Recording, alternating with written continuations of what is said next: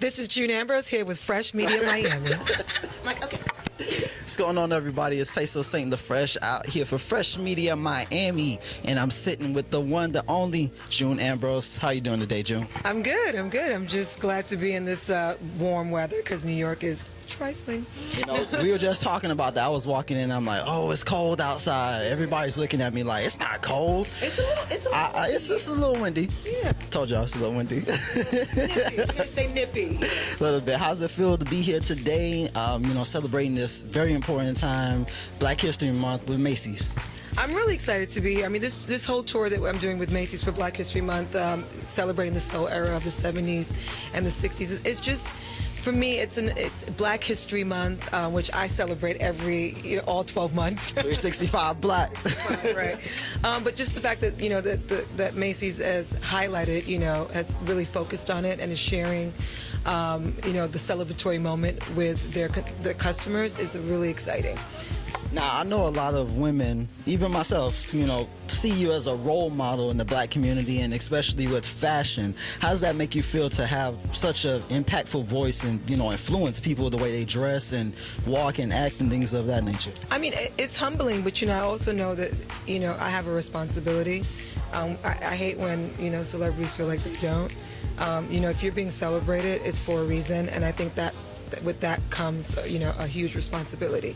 And I know that, we don't have a whole lot of point of references in terms of, things that we feel are liberating and best representing of our culture. So if someone has identified to me, has told me this is what you are to us, if I am that beacon of light to them, then I will continue to carry the torch. Definitely. Now, you've been in the game doing this for a long time, been working with a lot of people, Jay, Diddy, the list goes on and on. What would you say to an up-and-coming person trying to get into styling or even designing clothes? I say pace yourself and trust yourself. I think everyone wants it to happen overnight. It's been 23 years for me. I still feel like I'm under construction and still work in progress, and I'll let you know when I made it. But, it's like you're as good as your last job, you're as good as your last opportunity, you're as good as your last moment, you're as good as your last word, your design. So, especially with design, know your customer, know your consumer, who are you targeting? What do you represent? What does your brand represent?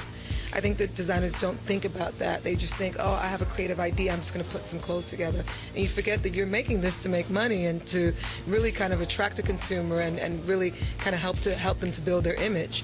And I think that's really an important aspect. It's the DNA of most brands. When you look at the runway shows, those designers know who they see in their clothes. Of course. And there's been lots of talk about this. Not enough African American models on the runway, and all these. But they know exactly who they see in their clothes. And as a consumer, you just have to know that. It's like it's them telling you who they see in their clothes. Whether you feel it's aspirational and you want to wear it and you want to indulge in it, that's okay. And I don't feel like it should be no discriminating as it relates to fashion. I mean, fashion really is mute without style. It's what we bring to the table. It's what we bring as people and energy that we bring. It gives a designer life. And as far as starting off in styling, I think that it's really important that you know exactly what area of the business you want to be in. There's so many aspects of it. There's film, there's television, there's print, there's editorial, there's advertising. I mean, there's so many aspects. You don't have to just work with celebrities. You could be a personal style consultant. Yeah, I mean, to figure out what aspect of the industry you really want to kind of hone in and carve out your lane. There's a lot of opportunity out there, but you have to really know what you're after. Speaking of always evolving and projecting to see what you're going to do next year and the year after, and like you said, you're not there yet, even though to a lot of people, yes you are, but what's next for you? What's next for June, the evolution of June? Well, I'm really at a great place. I'm in this really evolving place right now. I feel like every year I'm like, okay, it's a new birth, a new beginning. I'm starting my life over.